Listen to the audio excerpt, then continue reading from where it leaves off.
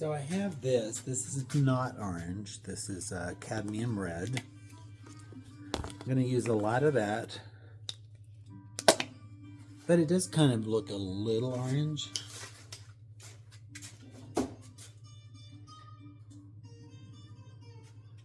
I'm kind of fine with that. So I'm going to start blocking off some of this orange. As always, wet your stuff.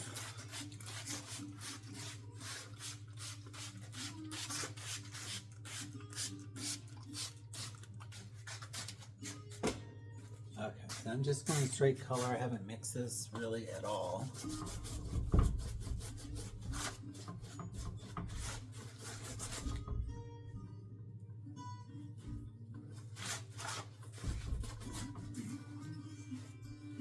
And this is kind of what I'm wanting. I'm wanting it to be not solid yet. I'm not interested in that right now. This is going to be a wandering line. I'm not going to keep it. I'm going to do it last.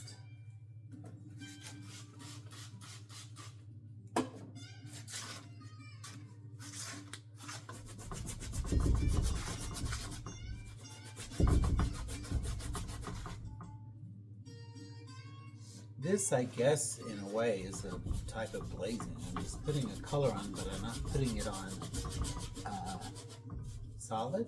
So it's a little bit translucent right now, which is totally fine.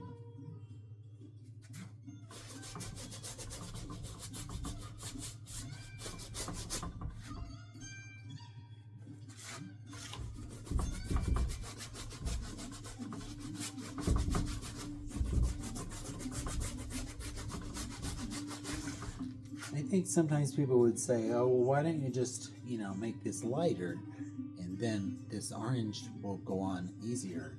But I really like building up colors rather than just mixing it and then just straight onto the canvas. To me, you kind of miss some of the it's called facture. Facture is called the physical aspect of painting. So you can tell that a painter painted this rather than spray can or something like that. So you can see the textures and the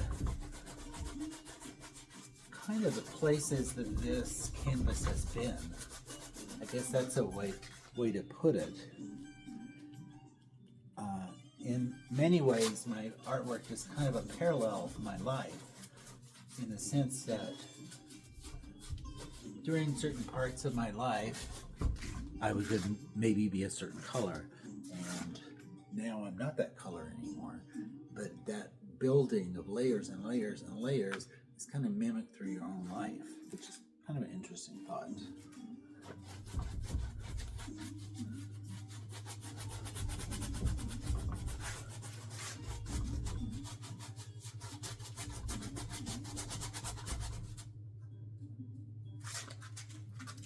Almost there.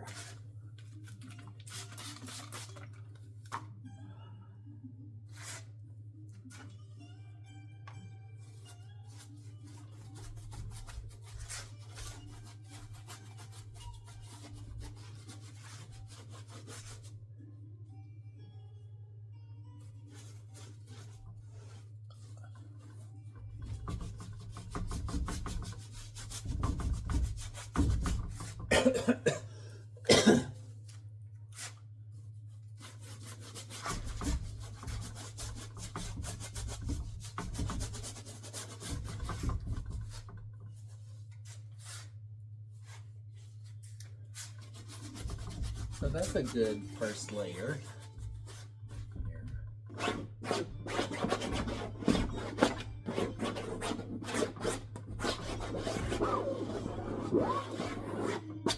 Kind of create some more texture there. I'm probably going to go over this 3 or 4 times with different shades of oranges and yellows. So now I'm going to try to get this in.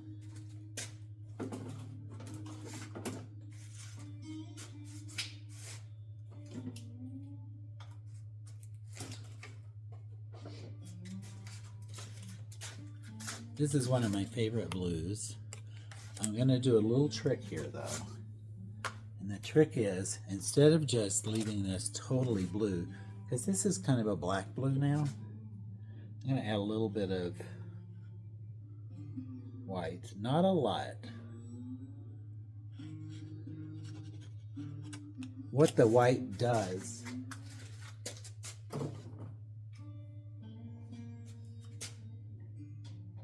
is I'll mix it for you. It has a more solid look to it, so it has a little bit more pigment in it, and that makes it thicker, and it should just kind of lay on the top of this. I'm looking for a really bright blue, and that looks pretty good.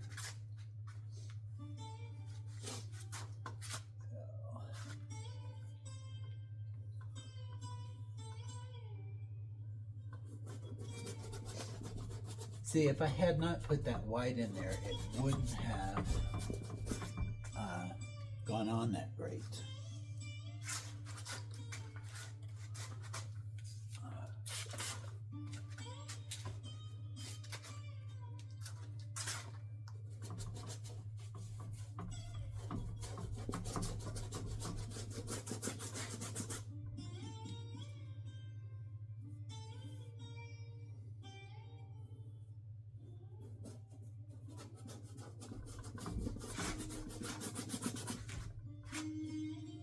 I do this thing, I'm really conscious of it when I paint.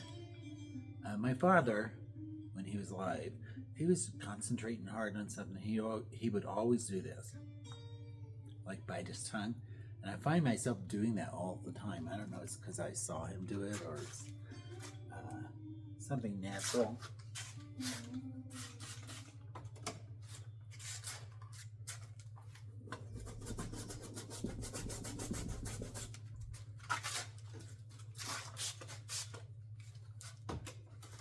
A little bit more water, make it easier. See how much different that is when you add just a little bit more water?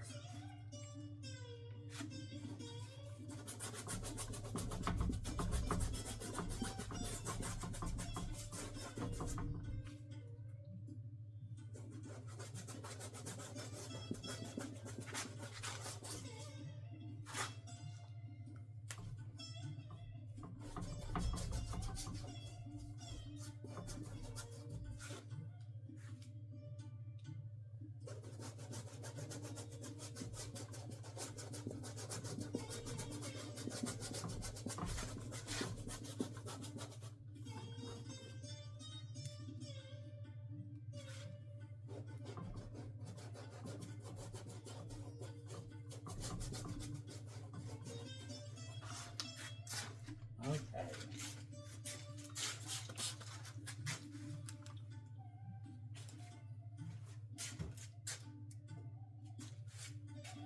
So this is, I'm just going to sketch this in this kind of circle shape.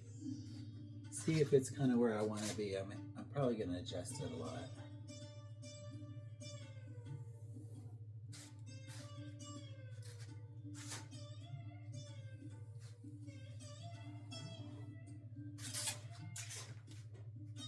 That seems pretty good.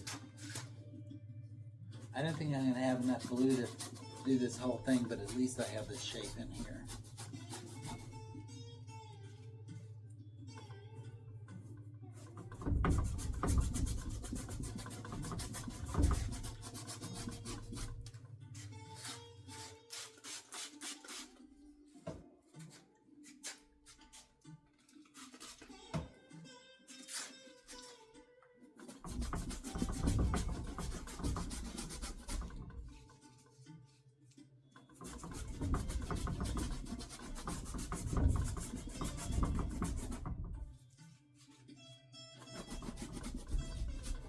Even though sometimes I have kind of an outline of what I want to do, I think sometimes when I'm just filling things in by the number, it feels like it doesn't have enough movement to it. So I'm going to make this really pretty. active.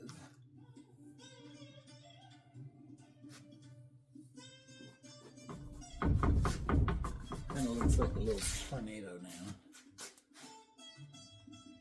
That's a good place to stop. I think I want to stop and let the colors develop just a little bit more. Here, I'm going to take this out so you can see where I'm at.